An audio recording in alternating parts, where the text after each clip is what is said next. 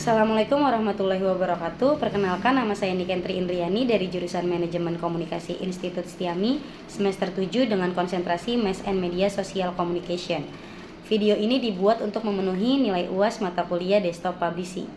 Di sini saya akan membahas mengenai debat ketiga Capres 2024, di mana dalam debat ketiga pemilihan presiden tahun 2024 yang bertemakan pertahanan, keamanan, hubungan internasional, dan geopolitik terdapat 6 segmen yang akan dibahas.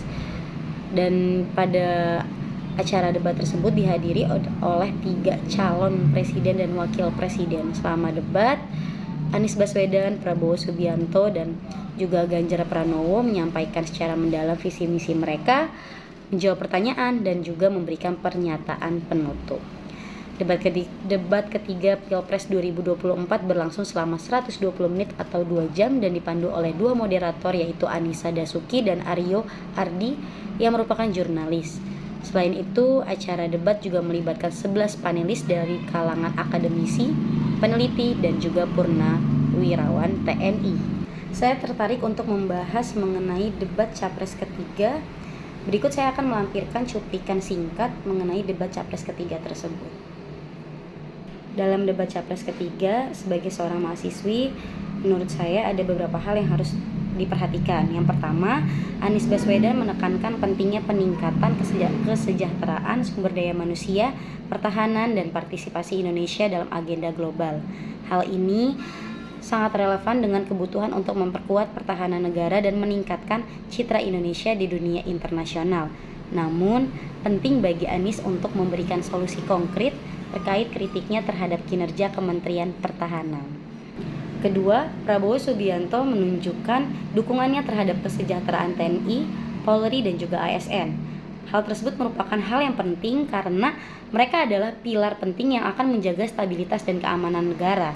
Namun, responnya yang terkesan menghindari pertanyaan dan memotong sesi bicara lawan debat dapat menimbulkan keraguan dan mempengaruhi citra kepemimpinan yang responsif.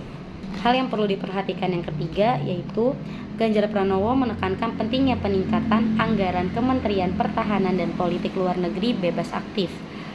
Hal tersebut merupakan pendekatan yang dapat memperkuat kemampuan pertahanan negara dan memperluas hubungan dengan negara-negara lain. Namun perlu adanya upaya untuk memastikan penggunaan anggaran dan ketersediaan data yang akurat untuk mendukung kebijakan yang diambil. Sebagai seorang mahasiswa, saya tertarik dengan Bapak Prabowo Subianto yang menunjukkan komitmen yang kuat terhadap kesejahteraan TNI, Polri, dan juga ASN. Hal tersebut menurut saya sangat penting karena menjaga stabilitas dan keamanan negara.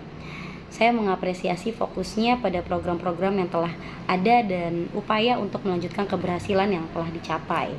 Selain itu, sebagai mahasiswa saya meyakini bahwa pertahanan negara adalah hal yang sensitif dan tidak boleh bocor, dan tidak boleh rahasianya tuh sampai ke luar-luar, itu nggak boleh karena itu sifatnya sangat rahasia.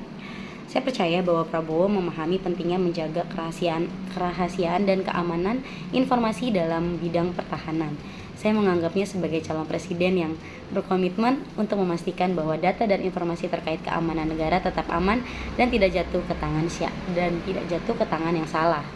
Dan menurut saya dalam debat ini mungkin ada beberapa kritik terhadap Prabowo terkait responsivitasnya terhadap pertanyaan dan potongan bicara lawan debat. Namun sebagai mahasiswa saya melihat hal ini sebagai tindakan yang mungkin dimaksudkannya untuk menjaga fokus dan memberikan penekanan pada isu-isu yang dianggapnya penting. Sebagai mahasiswi dan juga masyarakat, saya mengharapkan calon presiden yang memiliki visi misi yang jelas dan juga responsif terhadap pertanyaan yang diajukan, serta mampu mengatasi tantangan dalam bidang pertahanan dan keamanan negara. Dan saya juga berharap adanya transparansi, akuntabilitas, dan solusi konkret untuk masalah yang sedang dihadapi. Secara keseluruhan, debat Capres ketiga ini memberikan wawasan yang berharga bagi kita khususnya sebagai mahasiswa dan juga sebagai masyarakat.